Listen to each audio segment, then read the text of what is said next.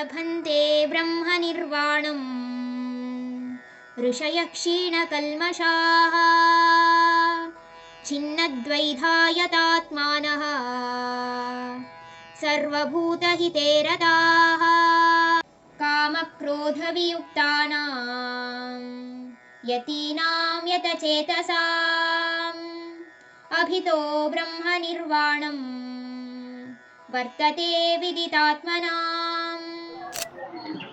ಯಾವ ಋಷಿಮುನಿಗಳು ಈ ಪರಮ ಪೂಜ್ಯವಾದ ಬ್ರಹ್ಮಸ್ಥಿತಿಯನ್ನು ಪಡಿತಾರೋ ಅವರ ಕಾಮ ಕ್ರೋಧವನ್ನು ದಾಟಿ ಎಲ್ಲ ಪಾಪ ಕರ್ಮಗಳಿಂದ ಮುಕ್ತಿ ಹೊಂದು ಭಕ್ತಿ ಮತ್ತು ಎಲ್ಲ ಸಮಸ್ತ ಜೀವಿಗಳ ಒಳಿತಿಗೆ ಅವರ ಕೆಲಸ ಕಾರ್ಯಗಳನ್ನು ತೊಡಗಿಸ್ತಾರೆ ಅಂತ ಇಲ್ಲಿ ಭಗವಂತ ಹೇಳಿದ್ದಾರೆ.